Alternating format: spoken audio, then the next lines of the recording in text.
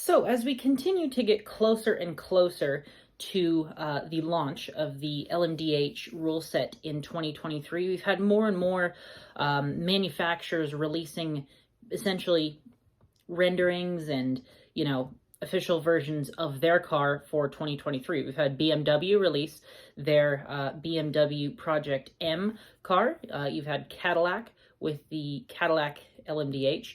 And then Acura, of course, with the ARX06 teaser. They haven't made a liveried version, and I guess Cadillac hasn't made a liveried version either at this point. So it'll be interesting to see with all of those kind of what ends up happening. But this week, Porsche released their LMDH car for 2023, the Porsche 963. Now, this car is essentially, it's a team kind of co-run by Roger Penske, which is Penske's, of course, worked with Porsche in the past. Of course, I believe they were somewhat involved with the Acura Team Penske IMSA team from a couple of years ago. But this car was released, I believe it was Friday, at the Goodwood Festival of Speed. It actually did a run there, which I'll have a video of in just a second. And there were two other big announcements made in relation to that, which is that there are two customer teams that have already been announced for 2023 that are going to be essentially running the Porsche 963 as a customer car in both IMSA and the WEC. So the first one of those to announce that was Jota, which announced that they, for at least 2023, will be running the Porsche 963 in a partnership essentially with Hertz, the car rental company, for the 2023 WEC season. And JDC Miller Motorsports announced that they will be running the Porsche 963 as a customer car for the 2023 IMSA season.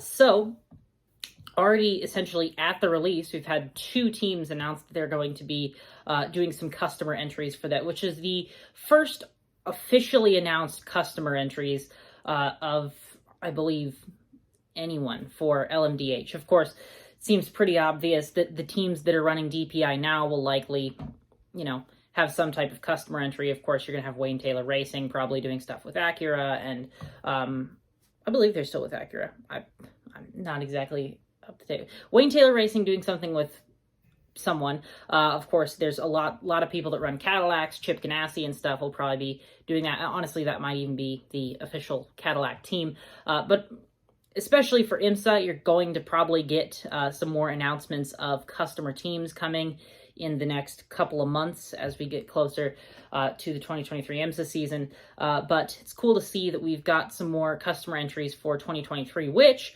I believe is going to bump up the entry list for Le Mans by at least one more car. It's not exactly clear whether Jota is wanting to run one or two cars for the 2023 season, but of course, with a entry into the full WEC season, that'll of course get them an entry into Le Mans, and they'll be able to run that car, of course, in Le Mans. So that continues to bump up the Hypercar entry list for Le Mans in 2023, which is getting quite big now, considering, of course, the combination of the LMH teams that are going to be running, that have already, announced stuff, and then, of course, Ferrari that'll do stuff later, and then, of course, the LMDH rules that are coming out in 2023. So, as I had promised earlier, I'm going to go ahead and show you guys a video of the Porsche 963 doing a run at the Goodwood Festival of Speed.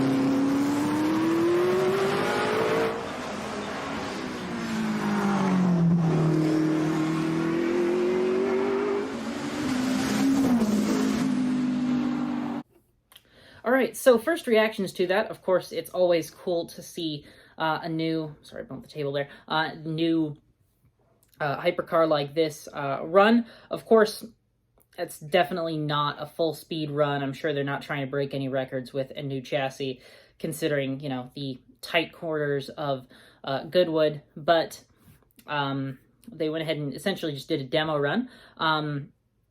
But first reactions, though, it's definitely, it's pretty cool from what I've seen. I think, of course, the engine sounds cool. That's something I've kind of listened for.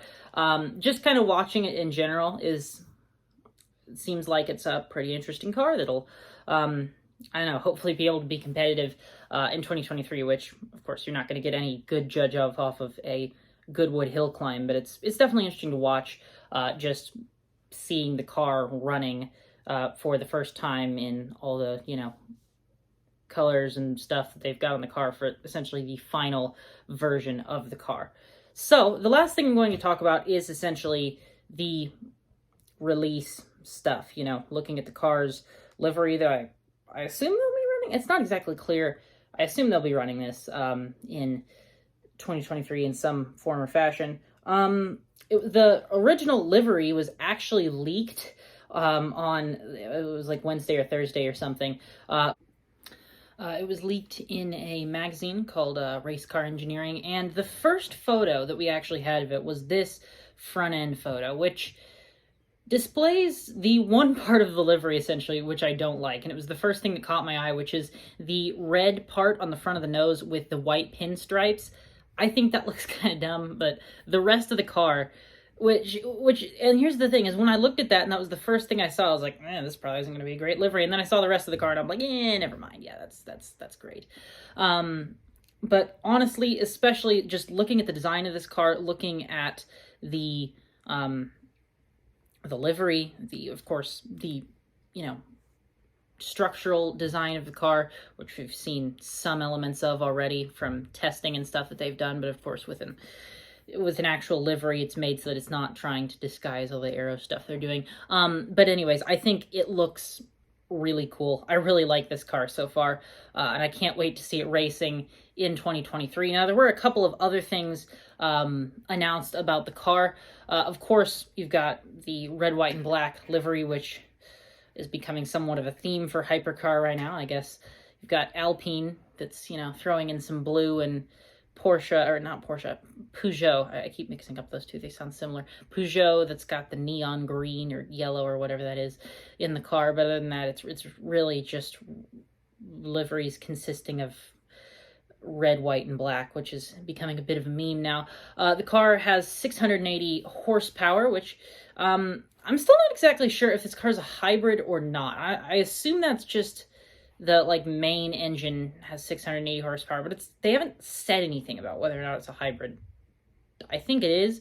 Actually, listening to that video of the car at Goodwood, it does have a bit of an electric-y sound when it wasn't moving very fast. Just off the line, it sounded like there was a bit of an electric-y sound. So I assume it's a hybrid, but it's not exactly clear. There's not, you know, hybrid stickers or whatever they have on the car for Toyota anywhere on the car. So I might just be misinformed. They might have already said it's a hybrid. It probably is.